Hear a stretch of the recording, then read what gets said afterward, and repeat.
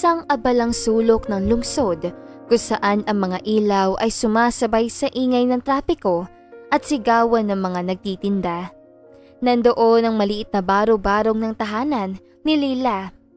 Sa edad na 25, siya na ang nagisandigan ng kanyang pamilya. Ang kanyang inang si Aling Mila at ang dalawang nakababatang kapatid na sina Marco at Tina. Mula pa noong pumanaw ang kanilang ama dahil sa isang sakit, pinasa ni Lila ang responsibilidad ng kanilang kinabukasan. Kahit pa ang bawat araw ay tila ba isang laban para sa buhay. Bago pa man sumilip ang unang sinag ng araw, abala na si Lila sa paghahanda ng agahan. Sa kabila ng lamig na umaga, pinipilit niya magluto ng lugaw at pritong itlog sa munting kusina ng kanilang barong-barong. Ang bawat patak ng pawis ay isang patunay ng kanyang dedikasyon sa pamilya. Nang umagang iyon, habang nakahanda na ang kaldero ng lugaw, ay lumapit si Marco. Bit-bit ang isang basyo ng bigas na parang hindi naaabutin hanggang kinabukasan. Ate, kailangan pa ba natin ng bigas? Tanong ni Marco habang nag-aayos ang kanilang maliit na kusina. Pupunta ako mamaya sa tindahan pagkatapos kong dumaan sa trabaho. Marco, huwag kang mag-alala. Lagi akong gagawa ng paraan, sagot ni Lila. Habang maingat na isinusuot ang kanyang lumang uniforme, sa kanyang mga mata ay kitang-kita ang pagod at pangamba. Ngunit sa likod nito ay ang matibay na determinasyon na maitaguyod ang pamilya. Salamat ate, sabi ni Marco. Ang pasasalamat na halatang puno ng pagsisisi sa kanyang mga mata. Alam niyang sobrang bigat ng pasan ni Lila para sa kanilang pamilya. Sa araw-araw, si Lila ay nagtatrabaho bilang cashier sa isang supermarket. Ngunit dahil hindi sapat ang kanyang kita, tinanggap niya rin ang ilang sideline jobs at kahit na masipag siya, hindi sapat ang kanyang sahod upang matugunan ang pangangailangan ng kanilang tahanan. Kaya naman, sa gabi at sa mga oras sa may libreng sandali, nagtututor siya sa mga estudyante at nagbebenta ng homemade na tinapay online. Sa bawat pagkakataon, ipinapakita niya na ang sakripisyo ay hindi lang tungkol sa pera, kundi sa pag-asa at pagmamahal na iniaalay sa pamilya. Madalas siyang nakakaramdam na matinding pagod at pananakit ng katawan, ngunit hindi ngayon pinapansin.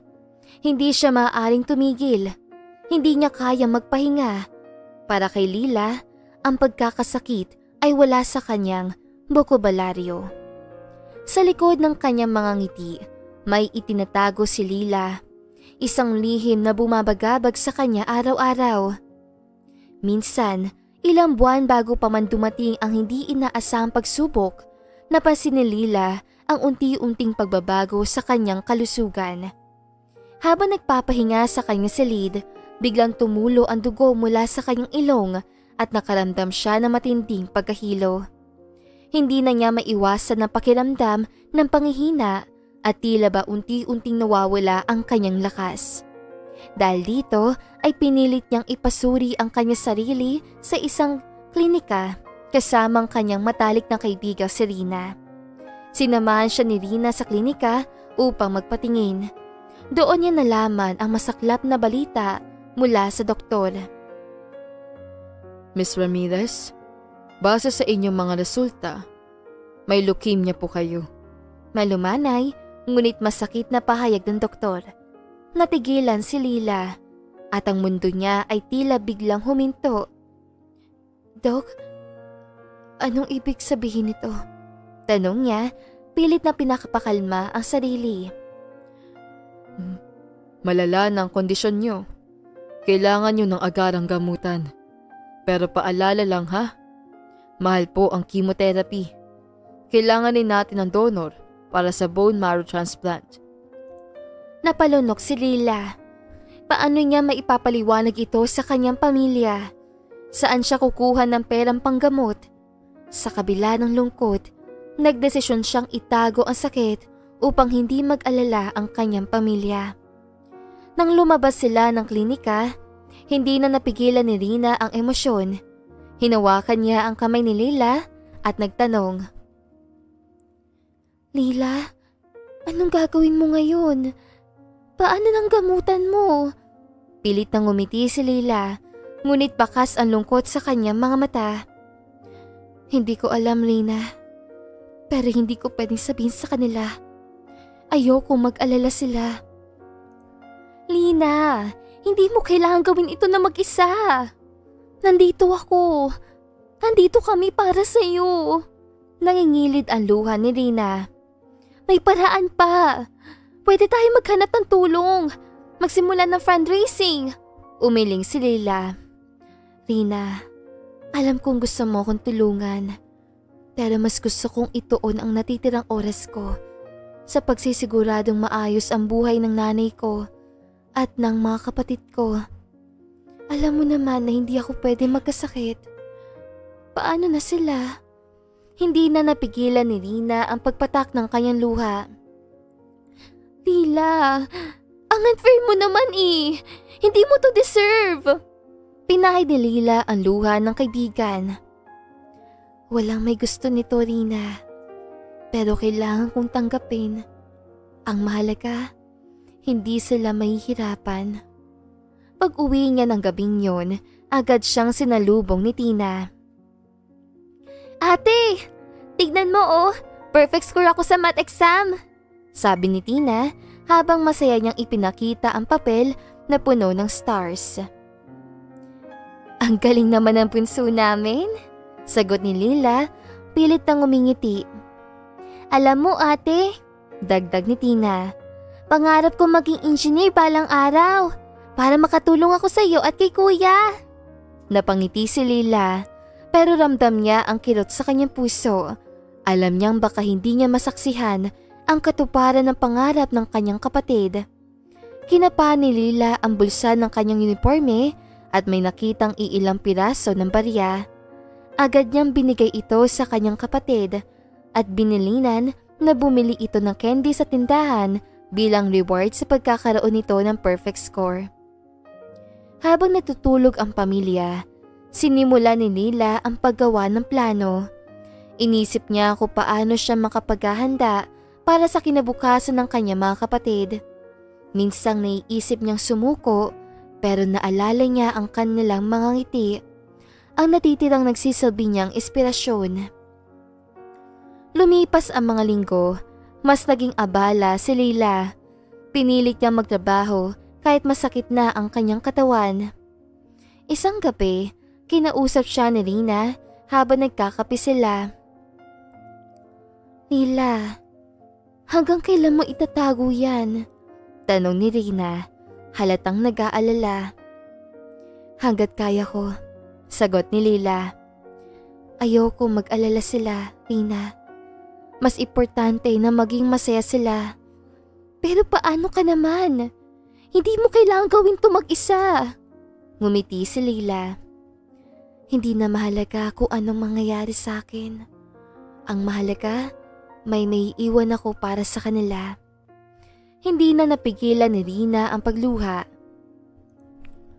Alam niyang napakabigat ng dinadala ng kaibigan, ngunit kahit na anong tulong ang ialok nito, ay pilit na hindi tinatanggap ni Leila. Sa kabila ng kanyang kondisyon, nakahanap si Leila ng paraan upang makakuha ng life insurance. Siniguro niya maayos ang lahat ng papeles at dokumento, ngunit mahigpit niyang ipinagbawal ang pagbabanggit ng kanyang sakit. Nais niyang tiyakin na kapag dumating ang oras, may iwang sapat na halaga para sa kanyang pamilya. Isang gabi, habang kumakain ang pamilya, biglang nagsalita si Leila. "Marco, Tina, Nay, may gusto lang akong sabihin," panimula niya. "Ano yun, anak?" tanong ni Aling Mila. "Gusto ko lang sabihin na kahit anong mangyari, mahal na mahal ko kayo. Lagi ninyong tandaan yan," sabi niya, pilit na pinipigil ang luha. "Ate, bakit parang ang drama mo?" Biro ni Marco, ngunit halatang may bahid ang pagkabahala. Wala lang, sagot ni Lila. Gusto ko lang kayong paalalahanan. Makalipas ang ilang buwan, bumigay na rin ang katawan ni Lila. Isang umaga, natagpuan siya ni Tina sa kanilang kwarto, nakahiga at hindi na gumagalaw. Nay! Kuya! Si ate! Sigaw ni Tina, nanginginig ang boses. Agad nila itong dinala sa ospital, ngunit wala nang magawa ang mga doktor at binawian na nga ng buhay si Lila. Habang nagdadalamhati ang pamilya, natanggap nila ang balita tungkol sa insurance si Lila. Malaking halaga ang naipamana nito sa kanila, kasama nito ang isang liham na iniwan niya. Mahal kong pamilya, alam kong mahirap ang iniwan kong responsibilidad sa inyo. Ngunit gusto kong ipaalala na kaya nyo yan. Ang perang ito ay para sa pangarap ni Marco at Tina at para sa maayos sa buhay ni Nanay. Mahal na mahal ko kayo. Patawanin niyo ko kung hindi ko nasabi ang lahat ng ito. Huwag kayong mag-alala sa akin. Masaya na ako dahil alam kong maayos kayo. Nagmamahal, Lila. Sa ikalimang anibersaryo ng pagkamatay ni Lila, nagtipon-tipon ng kanyang pamilya sa kanyang puntod. May dalang bulaklak si Aling Mila habang tahimik na umiiyak. Si Marco at Tina naman ay mahigpit na magkahawak kamay. Ate, 5 taon ka nang wala. Pero ramdam pa rin namin na presensya mo. Mahina, ngunit buong pusong sabi ni Marco. Ngumiti si Tina habang pinunasan ang luha. Ate, nakapasok na ako sa engineering school. Tinupad ko ang pangarap ko dahil sa iyo. Si Rina naman ay nakatayo sa gilid, hawak ang isang maliit na kandila. Lila, hindi kita makakalimutan. Salamat sa lahat ng alaala. Sa gitna ng kanilang lungkot, ramdam nila ang pagmamahal ni Lila na hindi kailanman nawala. Habang nagkakwentuhan tungkol sa masasayang alaala nila kasama si Lila, alam nilang hindi siya tuluyang nawala. Mananatili siya sa kanilang mga puso magpakailanman. Sa gitna ng kanilang lungkot, nahanap ng pamilya ang lakas mula sa sakripisyo ni Lila. Ang kanyang pagmamahal at dedikasyon ang nagsilbing inspirasyon upang ipagpatuloy ang kanilang mga buhay. Si Marco ay nagpatuloy sa kanyang pag-aaral at naging isang guro. Si Tina naman ay tinupad ang pangarap niya maging isang engineer. Si Aling Mila ay patuloy na inalagaan ang kanilang tahanan, puno ng pagmamahal at pag-asa. At sa bawat tagumpay na kanilang nakakamit, lagi nilang naalala si Lila, ang ate at ang anak na handang mag-alay ng buhay para sa kanila. At dito na nga po nagtatapos sa magandang istoryang ito.